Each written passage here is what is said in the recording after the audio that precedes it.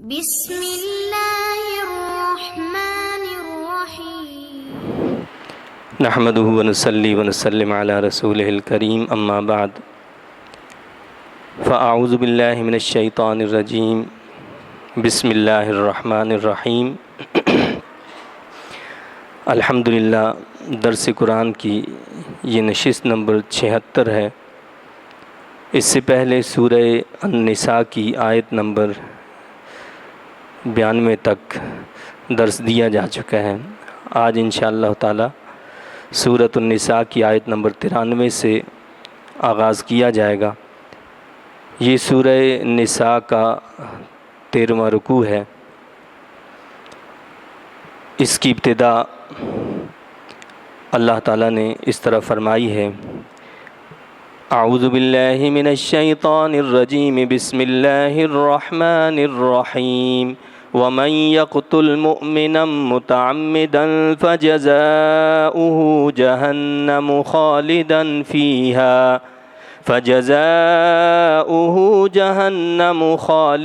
فيها وغضب الله عليه ولعنه وأعد له عذابا عظيما۔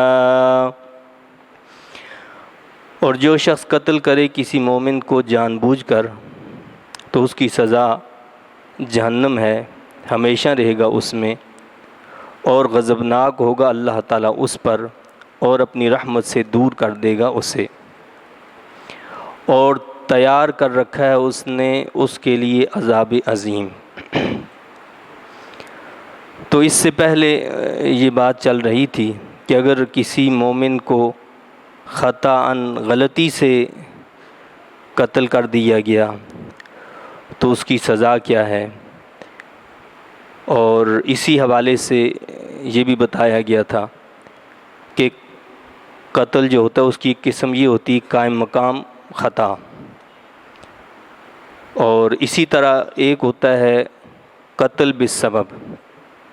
قتل بالسبب کا مطلب یہ ہوتا ہے کہ جیسے ٹریفک حادثات وغیرہ ہوتے ہیں، یہ سب قتل بالسبب میں شامل ہیں۔ ان میں قتل بالسبب میں جو ہے صرف دیت لازم ہوتی ہے، کفارہ نہیں ہوتا، لیکن اس کے علاوہ جو خطا کی صورتیں ہم نے پڑھیں تو ان میں کفارہ بھی لازم ہے اور اس کی دیت ادا کرنا بھی ضروری ہے۔ اور پچھلی آیت کے آخر میں اللہ تعالیٰ نے بتایا تھا کہ یہ جو بتایا گیا ہے، یعنی کفارہ ادا کرنا ہے، دیت ادا کرنی ہے، یہی توبہ کا طریقہ اللہ نے اس کے لیے مقرر کیا ہے۔ اس کا مطلب یہ ہے کہ ہر عمل کی توبہ کا طریقہ الگ ہوا کرتا ہے۔ یہ نہیں ہے کہ ایک ہی طریقہ ہے کہ جی ہم نے بس توبہ کر لیا اور توبہ ہوگی، ایسا نہیں ہے۔ توبہ کا مطلب یہ ہے کہ جیسا عمل ہوا ہے ویسی اس کی تلافی کی جائے۔ مثال کے طور پر ایک شخص نے نمازیں ادا نہیں کی، اور یہ اللہ کا فرض ہے، اللہ نے اس کو شعور عطا فرما دیا، وہ بیدار ہو گیا، اس کی غفلت دور ہو گئی، اور اب اس نے توبہ کر لی کہ جی آئندہ جو ہے میں پابندی سے نماز ادا کروں گا۔ لیکن یہ توبہ اس کی اس وقت تک کمپلیٹ نہیں ہوگی جب تک کہ وہ تلافی نہ کرے۔ تلافی کا مطلب یہ ہے کہ جتنے سال اس نے نماز ادا نہیں کی، اب ساتھ میں وہ قضا نمازیں ادا کرتا رہے، تلافی میں اس کی لگ جائے۔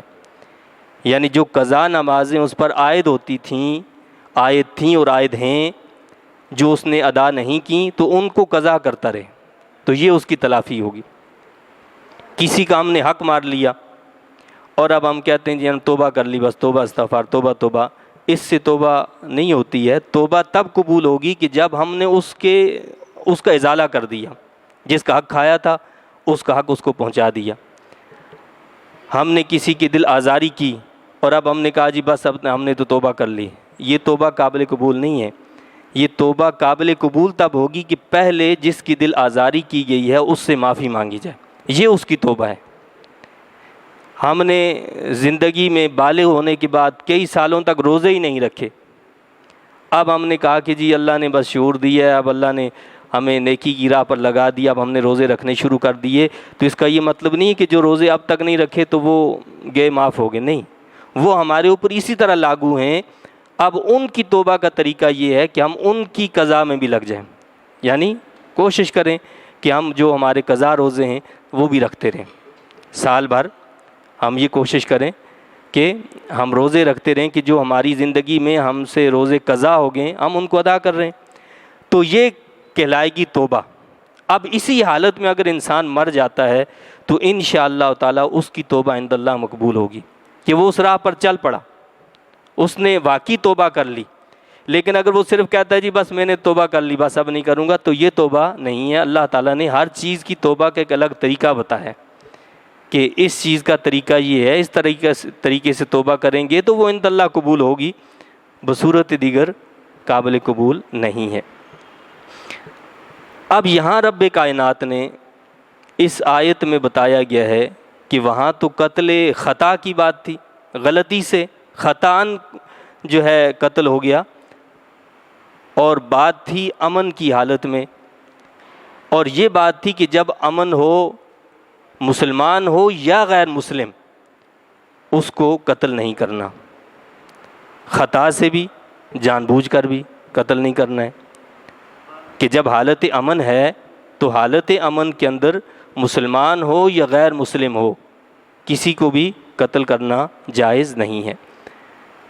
یہاں جو بات آ رہی ہے وہ آ رہی ہے حالت جنگ میں، حالت جنگ کی بات ہو رہی ہے کہ حالت جنگ میں کیا کیا جائے۔ اب اس کے لیے اللہ نے فرمایا جو شخص قتل کرے کسی مومن کو جان بوجھ کر، تو ہم نے یہ بات کی تھی کہ جان بوجھ کر ایک مومن کو قتل کرنا اس لیے کہ وہ مومن ہے، تو یہ تو کسی مومن سے ممکن نہیں ہے کہ ایک مومن کسی مومن کو اس لیے قتل کرے کہ یہ مومن ہے۔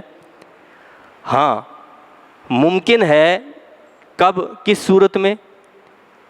کہ اس نے قتل کر دیا جان بوجھ کر یہ سمجھتے ہوئے کہ اس کو قتل کرنا جائز تو نہیں ہے، حرام ہے، لیکن پھر بھی اس نے قتل کر دیا، ایسا ممکن ہے، یہ اس کی سزا بتائی جا رہی ہے۔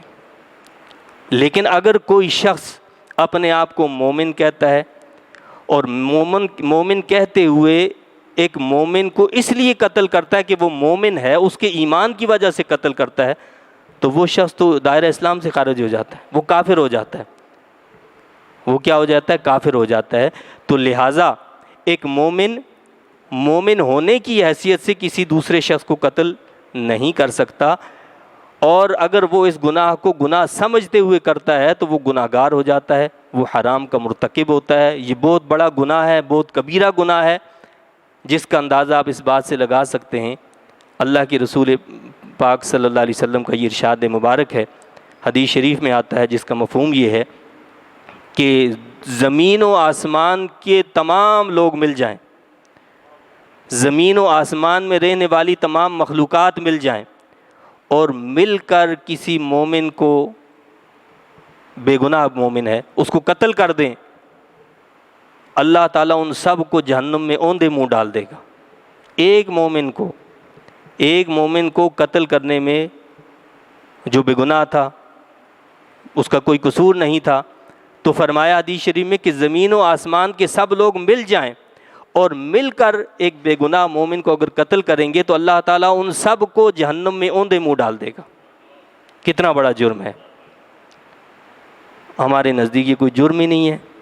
ہم کہیں پارٹی کے نام پر، کہیں جو ہے دین کے نام پر، کہیں کسی اور نام پر قتل و غارت گری کے جو ہیں وہ بازار کرم کیے بیٹھے اور اپنے آپ کو مسلمان بھی کہتے ہیں، ایک دوسرے کو خود قتل کرتے ہیں اور پھر شہید بھی بن جاتے ہیں۔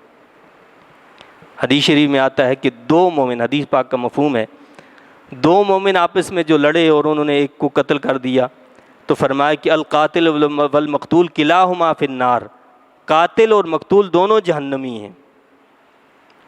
مومن ہیں اور کیا کیا ہے؟ ایک مقتول ہوا جس کو قتل کیا گیا، ایک قاتل ہے۔ اللہ کے حبیب علیہ السلام نے کیا فرمایا کہ دونوں جہنم میں جائیں گے۔ تو کسی نے عرض کی یا رسول اللہ صلی اللہ علیہ وسلم اس کی کیا وجہ؟ یہ تو سمجھ میں آتی ہے بات کہ قاتل جہنم میں جائے، لیکن مقتول کا کیا قصور ہے؟ اس کو تو قتل کیا گیا ہے۔ فرمایا کہ بات یہ ہے کہ یہ جو قاتل تھا اس نے اس کو قتل کر دیا، لیکن وہ مقتول بھی تو اس کو قتل کرنا چاہتا تھا، اس کا بھی ارادہ اس کو قتل کرنے کا تھا، اس نے پہلے وار کر لیا، تو لہٰذا دونوں جہنم میں جائیں گے، دونوں کی سزا کیا ہے؟ جہنم میں جائیں گے۔ ہمیں خواب میں بھی آ جائے تو ہم کہتے ہیں کہ جی بس خواب میں آیا ہمیں، خواب کوئی دین نہیں ہے، اور دین جو وہ کسی خواب کے تابع نہیں ہوا کرتا، دین تو اللہ اور اس کے رسول صلی اللہ علیہ وسلم کے اس نظام کے تابع ہے جو ہمیں دیا ہے، قرآن ہے، حدیث ہے، اجماع ہے، قیاس ہے، یہ جو اس کے ماخذ بتائے ہیں جن سے ہمیں دلیل ملتی ہے یہ ہیں۔ اس کے علاوہ آپ خوابوں میں کچھ بھی دیکھتے رہیں، ان خوابوں کی کوئی اہمیت نہیں ہے۔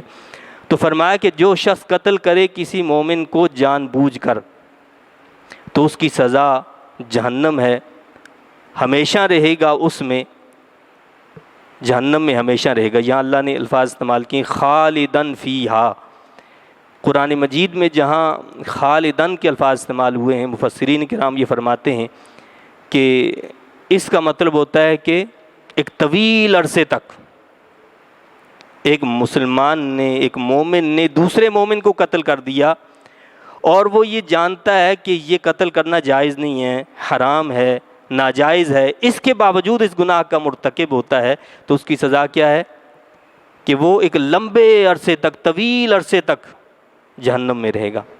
لیکن اگر قرآن پاک میں خالدن کے ساتھ ابدن کے الفاظ استعمال ہو جائیں تو اس کا مطلب ہوتا ہے ہمیشہ ہمیشہ جہنم میں رہے گا۔ خالدن ابدن، اس کا مطلب کیا ہوگا؟ ہمیشہ ہمیشہ۔ اور یہ کس کے لیے؟ جو کافر ہے، یا جیسے میں نے آپ کو بتایا کہ ایک مومن شخص کسی دوسرے مومن کو اس کے ایمان کی وجہ سے اگر قتل کرتا ہے تو وہ کافر ہو جاتا ہے، وہ ہمیشہ ہمیشہ جہنم میں رہے گا، وہ چاہے کتنا اپنے آپ کو کہے کہ میں مومن ہوں، وہ مومن نہیں، وہ دائرہ اسلام سے خارج ہو گیا۔ کہ ایک مومن کو اس نے کافر جو ہے وہ بنا لیا اور اس کو کافر جانا، اور اس کو اس کے ایمان، ایک مومن کو جو ہے اس کے ایمان کی وجہ سے قتل کر دیا، تو اس ایمان کی وجہ سے، قتل کرنے کی وجہ سے وہ دائرہ اسلام سے خارج ہو گیا، لہٰذا وہ قاتل ہمیشہ ہمیشہ جہنم میں رہے گا۔ اب جو اہل سنت ہے ان کا یہ عقیدہ ہے کہ اگر کوئی شخص جس نے جانتے بوجھتے ایک مسلمان کو قتل کیا اور وہ اس کو گناہ تصور کرتا ہے، گناہ مانتا ہے، اگر وہ توبہ کر لے خلوص نیت کے ساتھ، اللہ تعالیٰ اس کی توبہ کو قبول فرماتا ہے، اللہ تعالیٰ اس کی توبہ کو قبول فرماتا ہے۔ لیکن معتزلہ ایک گروہ گزرا ہے جو آج تو موجود نہیں ہے، لیکن اس جیسے عقائد رکھنے والے کئی لوگ پیدا ہو ہی جاتے ہیں۔ ان کا عقیدہ یہ ہے، وہ کہتے ہیں کہ جی جان بوجھ کر اگر کسی مومن کو قتل کیا گیا ہے تو وہ دائرہ اسلام سے خارج ہو گیا، لہٰذا اس کی توبہ قابل قبول نہیں ہے۔ یعنی گناہ کبیرہ کرنے والے کو وہ یہ کہتے ہیں کہ وہ دائرہ اسلام سے خارج ہو جاتا ہے، کفر میں داخل نہیں ہوتا ہے، لیکن دائرہ اسلام سے بھی خارج ہو جاتا ہے۔ تو یہ عجیب منطق ہے۔ تو بہرحال اہل سنت کا یہ نظریہ نہیں، اہل سنت کا نظریہ کیا ہے کہ اگر مومن سے کوئی گناہ کبیرہ ہو جائے اور وہ خلوص نیت کے ساتھ اللہ کی بارگاہ میں توبہ کرے، معافی مانگے، استغفار کرے، اللہ تعالیٰ اس کے گناہ کو معاف فرما دیتا ہے۔ تو اللہ نے فرمایا کہ جو شخص قتل کرے کسی مومن کو جان بوجھ کر تو اس کی سزا جہنم ہے، ہمیشہ رہے گا اس میں، اور غضبناک ہوگا اللہ تعالیٰ اس پر، اور اپنی رحمت سے دور کر دے گا، اور اپنی رحمت سے دور کر دے گا۔ حدیث شریف میں آتا ہے کہ جس نے کسی مومن کا، حدیث پاک کا مفہوم ہے کہ کسی مومن کے قتل میں ایک کلمہ کہا بلکہ ایک حرف ادا کیا، اللہ کی بارگاہ میں قیامت کے دن جب اس کو پیش کیا جائے گا تو اس کے پیشانی پر دونوں آنکھوں کے درمیان لکھا ہوگا کہ یہ اللہ کی رحمت سے محروم ہے۔ کیا سزا اس کی؟ جس نے ایک حرف کا کیا مطلب؟ اس نے صرف قا ادا کیا، قاف، لفظ قاف، کوئی اشارہ کر دیا، کسی طریقے سے قاتل کی مدد کر دی، اس کو اس کے گناہ میں برابر کا شریک تصور کیا جائے گا، اس میں برابر کا شریک تصور کیا جائے گا۔ وہ قاتل ہوگا وہ بھی جس نے کسی طریقے سے بھی کسی مومن کو قتل کرنے میں مدد دی ہے، وہ قیامت کے دن اللہ کی رحمت سے محروم ہوں گے۔ اور اللہ کی رحمت سے محروم کون ہوتا ہے؟ اللہ کی رحمت سے محروم مومن تو نہیں ہوتا۔ اللہ کی رحمت سے محروم تو وہ ہوتا ہے کہ جو کافر ہوتا ہے۔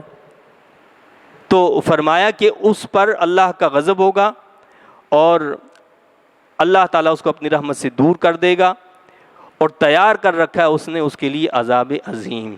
اب آگے فرمایا کہ اور کیا سزا ہے اس کی؟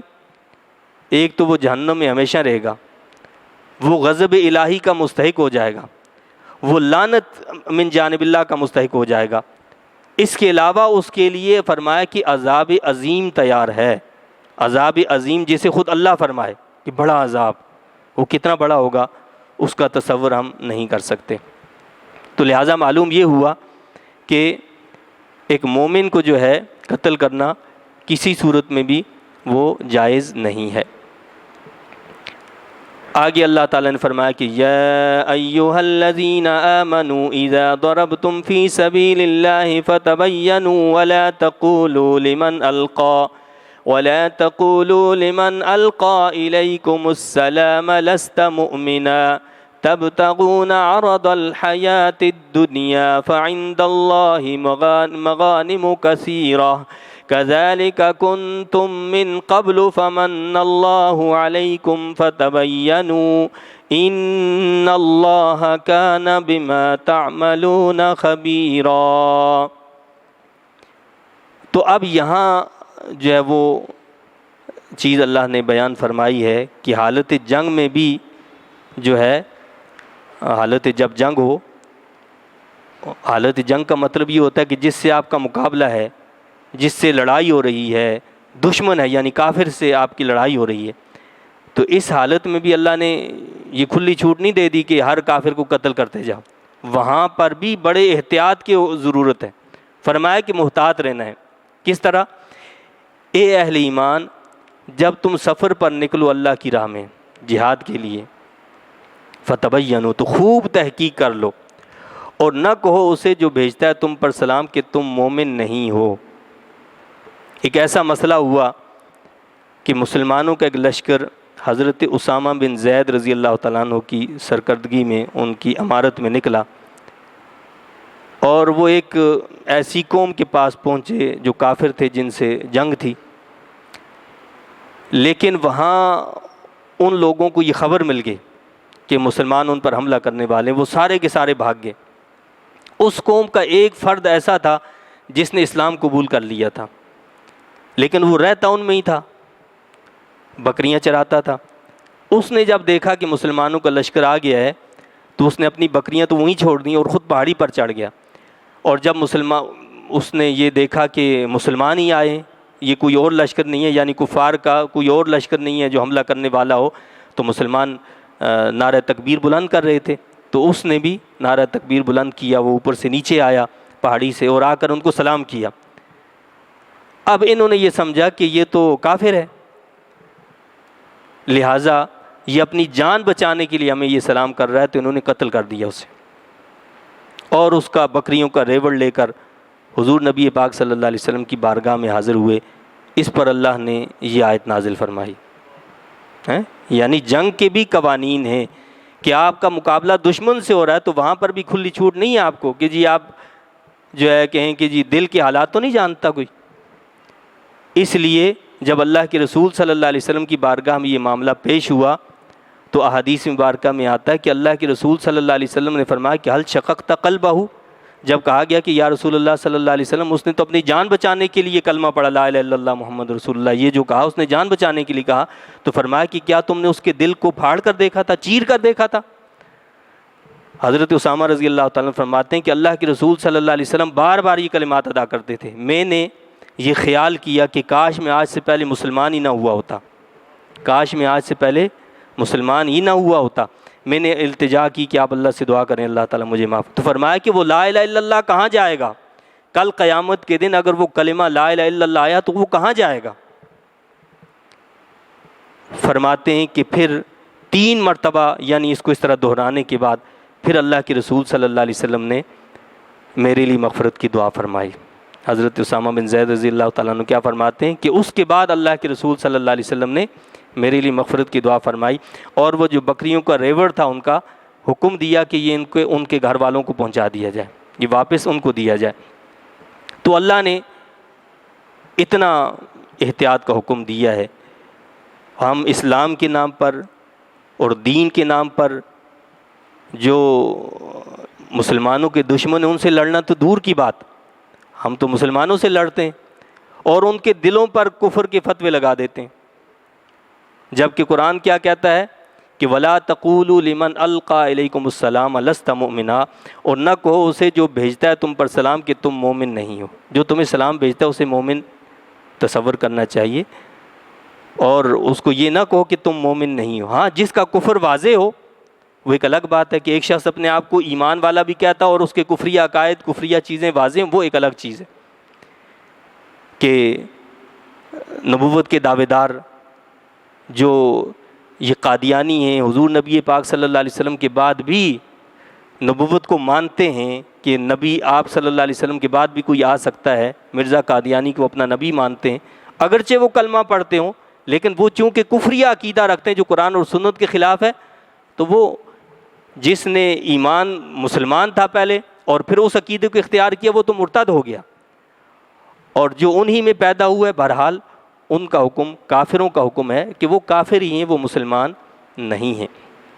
لیکن اگر ویسے حکم کیا ہے کہ جو مسلمان ہے، جو سلام کرنے والا ہے، آپ نے اس کو مسلمان ہی تصور کرنا ہے، نہ یہ کہ اس کے دل پر جو کوئی کفر کا فتویٰ لگانا ہے. بہت سارے لوگ ہوتے ہیں طرح طرح کے ان کو وسوسے ہوتے رہتے ہیں کہ جی پتہ نہیں وہ فلانا کیسا ہے. تو ہمیں یہ حکم نہیں ہے کہ ہم لوگوں کے دلوں کے حالات کی تحقیق کریں کہ اس کے دل کے اندر کیا ہے.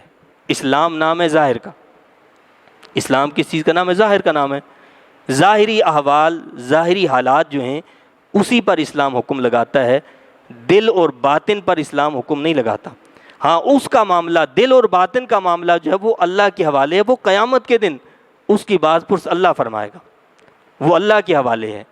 اسلام ظاہر کا نام ہے، ظاہر پر حکم لگے گا، باطن پر نہیں. تو فرمایا کہ اور نہ کہو اسے جو بھیجتا ہے تم پر سلام کہ تم مومن نہیں ہو. تم تلاش کرتے ہو سامان دنیاوی زندگی کا؟ کیا تم مال غنیمت کے حصول کے لیے سب کچھ کر رہے ہو؟ بس اللہ کے پاس بہت غنیمتیں ہیں اور تمہیں غنی کر دے گا، وہ تمہیں غنی کر دے گا. تو فرمایا کہ اگر تمہیں مال چاہیے، تمہیں دولت چاہیے، تمہیں عزت چاہیے، جو بھی تمہیں چاہیے، ان سب کا مالک تو اللہ ہے. وہ اللہ سے مانگو، اللہ تعالیٰ کوئی اور ذریعہ، کوئی اور سبب بنا دے گا. اللہ کیا کرے گا؟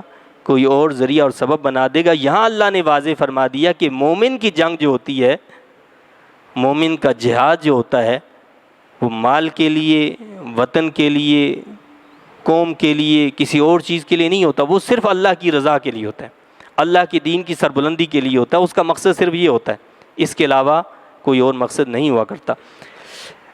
ایسے ہی کافر تم بھی تھے اس سے پہلے، پھر احسان فرمایا اللہ نے تم پر تو خوب تحقیق کر لیا کرو. اب اللہ نے واضح کیا کہ اس نے تمہیں سلام کیا اور کہا کہ میں مومن ہوں، لا الہ الا اللہ پڑھ لیا، تو پھر بھی تم نے اس کو کیوں قتل کیا؟ کیا تمہیں یہ یاد نہیں ہے پہلے تم بھی ایسے ہی تھے؟ یعنی تم بھی مومن نہیں تھے، تم بھی کافر تھے. جب تم نے کلمہ پڑھا لا الہ الا اللہ محمد رسول اللہ، تمہارے اس کلمے کو قبول کیا، تبھی تو تم دائرہ اسلام میں داخل ہوئے. اگر تمہیں بھی کہا جاتا کہ نہیں تم نے جو ہے اوپر سے پڑھا ہے، دل میں نہیں پڑھا، تمہیں بھی قتل کر دیا جاتا، تو پھر تو اللہ نے فرمایا کہ ذرا سوچو، اگر تمہارے ساتھ بھی ایسا معاملہ ہوتا تو پھر تمہاری کیا حالت ہوتی؟ تم کہاں آج موجود ہوتے؟ تو لہٰذا اگر کوئی تمہیں سلام کرتا ہے تو اسے یہ نہ کہو کہ تم مومن نہیں ہو. پھر اللہ نے یہاں پر وہی الفاظ ادا کی، فَتَبَيَّنُوا، لہٰذا خوب تحقیق کر لیا کرو. یعنی جنگ ہے، لڑائی ہے، لڑائی میں بھی اگر ایسا معاملہ آتا ہے تو بلا تحقیق کسی پر تم تلوار نہیں اٹھا سکتے، بلا تحقیق کسی کو قتل نہیں کر سکتے، بلا تحقیق کسی کو ایذا اور تکلیف نہیں دے سکتے. یقیناً اللہ تعالیٰ اس سے جو کچھ تم کرتے ہو خبردار ہے. آگے پھر اللہ تعالیٰ نے مجاہدین کا مقام مرتبہ بتایا ہے. فرمایا کہ لا يستوي القاعدون من المؤمنين غير أولي الضرر والمجاهدون في سبيل الله بأموالهم وأنفسهم فضل الله المجاهدين بأموالهم وأنفسهم على القاعدين درجة وَكُلًّا وَعَدَ اللَّهُ الْحُسْنَى وَفَضَّلَ اللَّهُ الْمُجَاهِدِينَ عَلَى الْقَاعِدِينَ أَجْرًا عَظِيمًا۔ نہیں برابر ہو سکتے گھروں میں بیٹھنے والے مسلمان سوائے معذوروں کے، اور جہاد کرنے والے اللہ کی راہ میں اپنے مالوں اور اپنی جانوں سے۔ یہ غزوہ بدر کے حوالے سے بات ہو رہی ہے کہ کئی لوگ بلا عذر ایسے تھے جو غزوہ بدر میں شریک نہیں ہوئے، یعنی یہ وہ لوگ تھے جو مکہ میں رہ گئے، اپنے مال کی وجہ سے، اپنے گھر والوں کی وجہ سے، اپنے بچوں کی وجہ سے وہ استطاعت رکھتے تھے، طاقت رکھتے تھے کہ وہ مکہ سے نکل کر مدینہ طیبہ چلے جائیں، وہ لیکن نہیں نکلے۔ تو ان کے حوالے سے بتایا گیا کہ ایسا ہے۔ پھر اسی طرح بتایا کہ جو معذور ہے، جیسے حضرت عبداللہ بن جہش رضی اللہ تعالیٰ عنہ، حضرت ابن ام مکتوم رضی اللہ تعالیٰ عنہ اللہ کے رسول صلی اللہ علیہ وسلم کی بارگاہ میں حاضر ہوئے، دونوں نابینا صحابی تھے، عرض کرنے لگے کہ یا رسول اللہ صلی اللہ علیہ وسلم ہم تو نابینا ہیں، ہم تو اس میں شریک نہیں ہو سکتے، تو فرمایا کہ ہم کیا کریں؟ تو اللہ کے رسول صلی اللہ علیہ وسلم نے فرمایا کہ تم معذور ہو، یعنی جو عذر والا ہے وہ اس سے مستثنیٰ ہے، اور جو عذر والا نہیں ہے، استطاعت رکھتا ہے، طاقت رکھتا ہے، پھر بھی گھر میں بیٹھا ہے تو وہ مجاہدین کے برابر تو نہیں ہو سکتا۔ تو فرمایا کہ نہیں برابر ہو سکتے گھروں میں بیٹھنے والے مسلمان سوائے معذوروں کے، یعنی جو عذر شرعی رکھتے ہیں وہ ان کے برابر ہیں، ان کو اجر و ثواب ملے گا، وہ نیت کیے ہوئے ہیں کہ ہم بھی وہاں ہوں لیکن وہ جا نہیں سکتے، ان کا عذر ہے۔ اور جہاد کرنے والے اللہ کی راہ میں اپنے مالوں اور اپنی جانوں سے بزرگی دی، اللہ تعالیٰ نے جہاد کرنے والوں کو اپنے مالوں اور اپنی جانوں سے گھروں میں بیٹھے رہنے والوں پر درجے میں اللہ نے ان کا درجہ بلند کیا ہے، جو اللہ کی راہ میں لڑنے والے ہیں۔ ایک جہاد کرنے والا غازی جو ہے جنت میں اس کو 100 درجے اللہ تعالیٰ عطا فرمائے گا، اور ایک درجے کے درمیان فرق کتنا ہوگا؟ جتنا زمین و آسمان کے درمیان فاصلہ ہے، اتنا فاصلہ ہوگا ایک درجے کے درمیان، تو 100 درجے ایک وہ غازی جس نے دنیا میں اللہ کی راہ میں جہاد کیا اس کے لیے۔ اور سب سے وعدہ فرمایا اللہ نے بھلائی کا، وَكُلًّا وَعَدَ اللَّهُ الْحُسْنَى۔ صحابہ جتنے بھی ہیں اللہ کیا فرماتا ہے؟ اللہ نے سب سے بھلائی کا وعدہ فرمایا ہے، سب سے اللہ راضی ہے۔ جتنے بھی حضور نبی پاک صلی اللہ علیہ وسلم کے ساتھی مخلص ہیں وہ کیا ہیں؟ ان سب سے اللہ کا وعدہ ہے بھلائی کا۔ لیکن فضیلت دی اللہ نے جہاد کرنے والوں کو بیٹھنے والوں پر اجر عظیم سے، ان کے لیے بلند درجے ہیں اللہ کی جناب سے، اور فرمایا کہ درجات منہ ومغفرۃ ورحمہ وکان اللہ غفورا رحیما، ان کے لیے بلند درجے اللہ کی جناب سے اور نوید بخشش اور رحمت ہے، اور ہے اللہ تعالیٰ سارے گناہ بخشنے والا، ہمیشہ رحم فرمانے والا۔ ان الذین توفاہم الملائکۃ ظالمی انفسہم قالوا فیم کنتم قالوا کنا مستضعفین فی الارض قالوا ولم تکن ارض اللہ واسعۃ فتہاجروا فیہا فاولئک مأواہم جہنم وساءت مصیرا۔ اب ان لوگوں کی بات کی کہ جو مکہ میں رہ گئے، مدینہ طیبہ ہجرت نہیں کی، کافروں کے ساتھ ہی رہے، اور جب کافر غزوہ بدر میں لڑنے کے لیے آئے تو وہ ان کے ساتھ آگے لڑنے کے لیے بھی ساتھ آگے، لیکن تھے مسلمان۔ تو ایسوں کی سزا کیا بتائی؟ بے شک وہ لوگ کہ قبض کیا ان کی روحوں کو فرشتوں نے اس حال میں کہ وہ ظلم توڑ رہے تھے اپنی جانوں پر۔ فرشتوں نے انہیں کہا تم کس شغل میں تھے؟ معذرت کرتے ہوئے انہوں نے کہا ہم تو بے بس تھے زمین میں، جی ہم تو طاقت ہی نہیں رکھتے تھے۔ حالانکہ وہ طاقت رکھتے تھے، وہ نکل سکتے تھے لیکن نہیں نکلے، تو کہنے لگے کہ جی ہم طاقت نہیں رکھتے تھے، ہم تو کمزور تھے۔ فرشتوں نے کیا کہا؟ ان کو جواب کیا دیا؟ فرشتوں نے کہا کیا نہیں تھی اللہ کی زمین کشادہ تاکہ تم ہجرت کرتے اس میں؟ یعنی اللہ کی زمین تو بڑی کشادہ تھی بھائی، اگر تم پر وہاں تنگ کر دی گئی تھی زمین اور تمہیں وہاں دین پر عمل نہیں کرنے دیا جا رہا تھا، تم اس خطے کو چھوڑ دیتے اور تم مدینہ طیبہ چلے جاتے، کہیں اور چلے جاتے۔ تو فرشتے کیا کہا فرشتوں نے ان سے؟ فرشتوں نے کہا کیا نہیں تھی اللہ کی زمین کشادہ تاکہ تم ہجرت کرتے اس میں؟ یہی وہ لوگ ہیں جن کا ٹھکانہ جہنم ہے۔ فرض تھا ان پر کہ وہ مدینہ طیبہ ہجرت کریں لیکن ہجرت نہیں کی، تو ایسے لوگوں کا ٹھکانہ کیا فرمایا کہ ان کا ٹھکانہ جہنم ہے، اور جہنم بہت بری پلٹ کر آنے کی جگہ ہے۔ إلا المستضعفين من الرجال والنساء والولدان لا يستطيعون حيلة ولا يهتدون سبيلا، مگر واقعی کمزور و بے بس مرد اور عورتیں اور بچے جو نہیں کر سکتے تھے ہجرت کی کوئی تدبیر اور نہیں جانتے تھے وہاں سے نکلنے کا کوئی راستہ، وہ اس سے مستثنیٰ ہوں گے۔ واقعی جو مجبور تھے، ایسی خواتین تھیں، ایسے مرد تھے، ایسے بچے تھے جو نکل ہی نہیں سکتے تھے، ان کو راستہ بھی پتہ نہیں تھا، تو فرمایا کہ وہ معذور ہیں، لیکن جو استطاعت اور طاقت کے باوجود رکے رہے تو ان کا ٹھکانہ جہنم ہے۔ فَأُولَئِكَ عَسَى اللَّهُ أَن يَعْفُوَ عَنْهُمْ وَكَانَ اللَّهُ عَفُوًّا غَفُورًا، تو یہ لوگ ہیں جن کے بارے میں امید کی جا سکتی ہے کہ اللہ تعالیٰ درگزر فرمائے گا ان سے، اور اللہ تعالیٰ درگزر فرمانے والا بہت بخشنے والا ہے۔ وَمَن يُهَاجِرْ فِي سَبِيلِ اللَّهِ يَجِدْ فِي الْأَرْضِ مُرَاغَمًا كَثِيرًا وَسَعَةً وَمَن يَخْرُجْ مِن بَيْتِهِ مُهَاجِرًا إِلَى اللَّهِ وَرَسُولِهِ ثُمَّ يُدْرِكْهُ الْمَوْتُ فَقَدْ وَقَعَ أَجْرُهُ عَلَى اللَّهِ وَكَانَ اللَّهُ غَفُورًا رَحِيمًا، اور جو شخص ہجرت کرے گا اللہ کی راہ میں پائے گا زمین میں پناہ کے لیے بہت جگہ اور کشادہ روزی۔ یہ اللہ کا وعدہ، ایسا وعدہ کہ جس سے تاریخ کے اوراق بھرے پڑے ہیں۔ مسلمانوں نے اللہ کی راہ میں ہجرت کی، مکہ میں اپنا کاروبار چھوڑ دیا، اپنے اہل و عیال کو چھوڑ دیا، سب کچھ چھوڑ دیا اور مدینہ طیبہ چلے گئے۔ ابتدائی حالات کے بعد آپ دیکھیں اللہ نے کتنی کشادہ ان کو زندگی عطا فرمائی، کتنا وسیع رزق عطا فرمایا، کس طرح پوری دنیا پر اللہ نے ان کو مسلط کر دیا، ساری دنیا ان کے قدموں میں آ گئی۔ یہ برکت تھی اس ہجرت کی جو اللہ کے لیے کی گئی تھی۔ اللہ کے لیے ہجرت جب کی جاتی ہے تو اللہ کا وعدہ ہے کہ اللہ اس کو کشادہ زمین بھی دیتا ہے اور کشادہ روزی بھی عطا فرماتا ہے۔ اور یہ زندگی میں جہاں کہیں بھی انسان کرے ایک مومن بندہ، اللہ اس کا یہ وعدہ، اللہ کا جو وعدہ وہ پورا ہو کر رہتا ہے۔ کوئی کسی خطے کو صرف اللہ کی رضا کے لیے چھوڑ دے، خصوصاً ہمارے وہ مسلمان بھائی جو غیر مسلم ممالک میں رہتے ہیں اور خصوصاً ایسے مقامات پر رہتے ہیں کہ جہاں مسلمانوں پر عبادت کی پابندی ہے کہ وہ عبادت نہیں کر سکتے، تو ایسے لوگوں کے لیے واجب ہے، لازم ہے کہ وہ اس خطے کو چھوڑیں، اس مقام کو چھوڑیں اور دوسری جگہ جائیں۔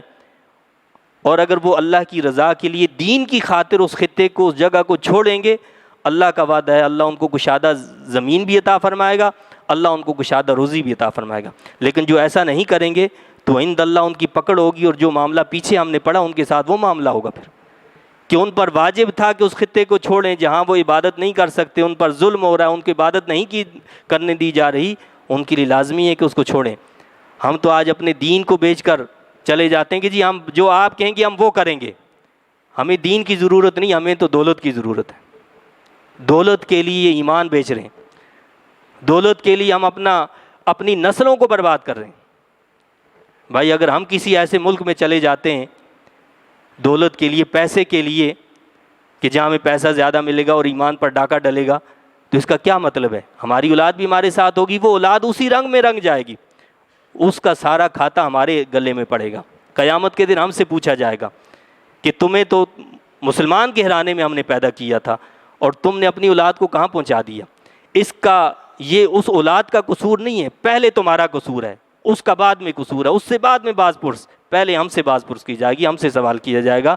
تو فرمایا کہ جو شخص نکلے اپنے گھر سے ہجرت کر کے اللہ کی طرف اور اس کے رسول کی طرف، اللہ نے کیا فرمایا؟ مہاجرن الی اللہ و رسولہ، ہجرت کرنا عبادت ہے۔ جب اللہ کے لیے ہو، ہجرت کرنا کیا ہے؟ عبادت ہے۔ اور اللہ اس کے میں کیا فرما رہا ہے؟ مہاجرن الی اللہ و رسولہ، ہجرت کرنے والا ہو اللہ کی طرف، اس کے رسول صلی اللہ علیہ وسلم کی طرف۔ عبادت کی تکمیل کب ہوتی ہے؟ کہ اللہ کی طرف ہجرت ہو اور یہ نیت ہو کہ اللہ کے رسول راضی ہو جائیں، تب تکمیل ہوتی ہے۔ کیا فرمایا؟ مہاجرن الی اللہ و رسولہ، صرف یہ نہیں فرمایا کہ مہاجرن الی اللہ، کہ وہ ہجرت کرنے والا ہو اللہ کی طرف۔ عبادت اللہ کی ہے، لیکن یہ عبادت قبول کب ہوگی؟ جب اس میں رضا رسول صلی اللہ علیہ وسلم موجود ہو۔ اللہ کے رسول صلی اللہ علیہ وسلم کی رضامندی کے لیے، محض اللہ کے لیے جب ہجرت کی جائے گی تو وہ عند اللہ قبول ہوگی۔ فرمایا کہ ہجرت کر کے وہ جائے، گھر چھوڑے، اللہ کی طرف اور اس کے رسول صلی اللہ علیہ وسلم کی طرف، پھر آ لے اس کو راہ میں موت۔ اب ایک شخص جو ہے وہ ہجرت کر کے یعنی مکہ میں رہتا ہے، اس کو یہ خبر ملتی ہے کہ یہاں سے تمہارا کوچ کرنا لازم ہے، اس کو طاقت ہے، استطاعت ہے، تو وہ بیمار تھے، مومن تھے، ایمان والے تھے، تو انہوں نے کہا کہ نہیں میں تو مکہ کو چھوڑ کر مدینہ طیبہ جاؤں گا، لیکن وہ چل نہیں سکتے تھے۔ ان کو چارپائی پر بٹھا کر یعنی چارپائی پر لٹا کر لوگوں نے اٹھا کر لے گئے۔ مکہ سے کچھ آگے گئے تھے تو ان کا انتقال ہو گیا۔ اب کافر بڑے خوش ہوئے اور خوش ہو کر جو ہے مذاق اڑانے لگے کہ جی دیکھو چلا تھا ہجرت کرنے اور معاملہ اس کا یہ ہو گیا۔ مسلمانوں کو بھی بڑا غم سا ہوا کہ مطلب ان کی ہجرت پوری نہیں ہوئی، تو اللہ نے فرمایا کہ نہیں ایسا نہیں ہے، ہجرت پوری ہوگی۔ جب وہ اپنے ارادے سے نیت کر لی اور نیت کر کے وہ نکل بھی پڑا، اس کو پورا اجر و ثواب دیا جائے گا۔ کیا فرمایا اللہ نے کہ جو شخص نکلے اپنے گھر سے ہجرت کر کے اللہ کی طرف اور اس کے رسول صلی اللہ علیہ وسلم کی طرف، پھر آ لے اس کو راہ میں موت، تو ثابت ہو گیا اس کا اجر اللہ کے ذمہ، اس کا اجر اللہ کے ذمہ ثابت ہو گیا۔ حدیث شریف میں آتا ہے نا کہ انسان نیکی کی نیت کرتا ہے، اس پر ایک نیکی لکھ دی جاتی ہے، اور جس نیکی کی نیت کی ہے اس کو عملی جامہ پہناتا ہے، اس پر عمل کرتا ہے، تو 10 سے لے کر 700 گنا تک اللہ اس کی نیکی کا ثواب لکھتا ہے۔ اور انسان اگر گناہ کا ارادہ کرتا ہے تو اس کا گناہ لکھا نہیں جاتا، بلکہ جب وہ گناہ کرتا ہے تو ایک گناہ اس کا لکھا جاتا ہے۔ اور اللہ تعالیٰ غفور الرحیم ہے۔ یہ اللہ کی کرم نوازی ہے۔ ماہ رمضان مبارک بھی آنے والا ہے، تو ہمیں ابھی سے نیت کرنی چاہیے کہ انشاءاللہ تعالیٰ رمضان المبارک کے لیے ہم صحیح اپنے آپ کو تیار کریں گے، روزے رکھیں گے۔ قرآن مجید یہ اللہ کا جو کلام ہے، یہ جو کتاب انقلاب ہے، جو دلوں کے اندر، روحوں کے اندر انقلاب پیدا کر دیتی ہے، جو خیالات کے اندر انقلاب پیدا کر دیتی ہے، جو انسان کی زندگی کو بدل کر رکھ دیتی ہے، اس کتاب کو ہم انشاءاللہ سمجھ کر پڑھیں گے۔ جتنا بھی ہم سے ہو سکے ایک آیت تو ایک آیت پڑھیں گے، لیکن پڑھیں گے انشاءاللہ ضرور۔ یہ وعدہ کریں کہ انشاءاللہ تعالیٰ یہ رمضان المبارک جو قرآن کا مہینہ ہے، یہ اللہ کی خاص رحمتوں کا مہینہ ہے، اس میں ہم قرآن مجید سے ایسا لگاؤ رکھیں گے۔